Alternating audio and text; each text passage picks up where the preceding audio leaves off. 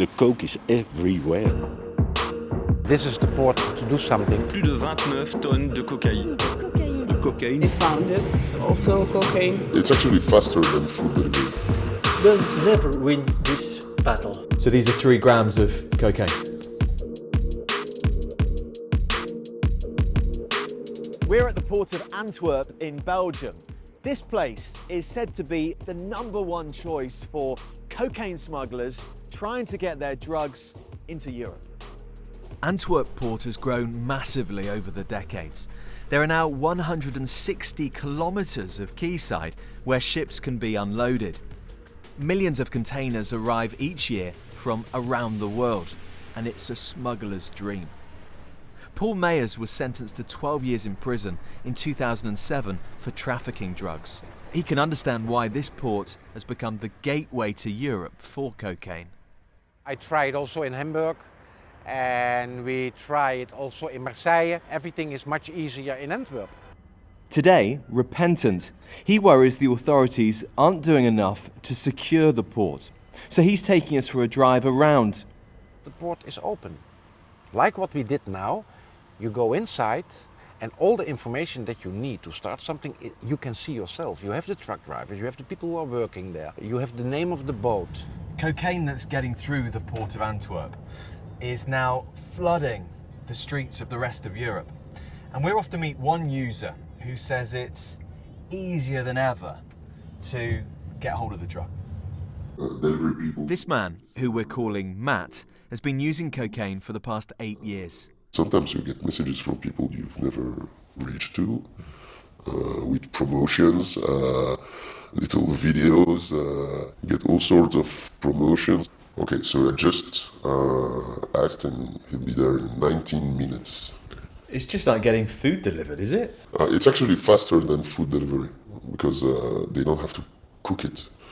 Usually it's young girls or like ladies. Basically it's less conspicuous. At the promised time, Matt's delivery arrives. Hello. So you got it? Yeah. It's a 2+1 promotion, so that's basically what you get for 100 euros.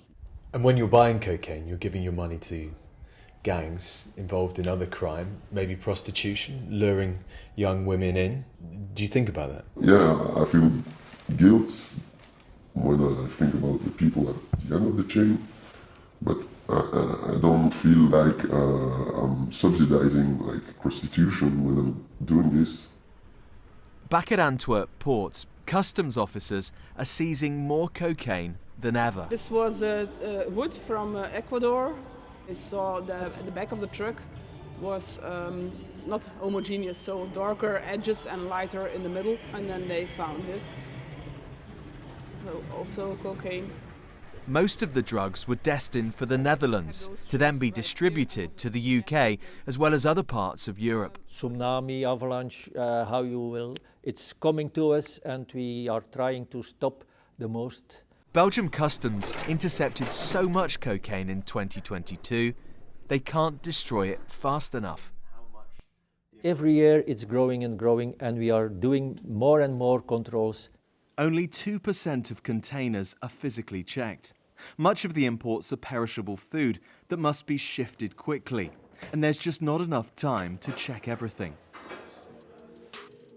The recent deluge of cocaine into Antwerp has fueled a big increase in violence. Antwerpen is opnieuw een granaat ontploft onder een auto die geparkeerd stond op straat. Une fusillade a eu lieu ici dans un quartier du nord de la ville portuaire. They shoot on your door with guns, with Kalashnikovs, or they throw grenades. This local crime reporter says gangs are targeting the homes of rivals 2 to 3 times a week. Everyone is afraid that one day or another an innocent people could get hurt, maybe killed by a mistake.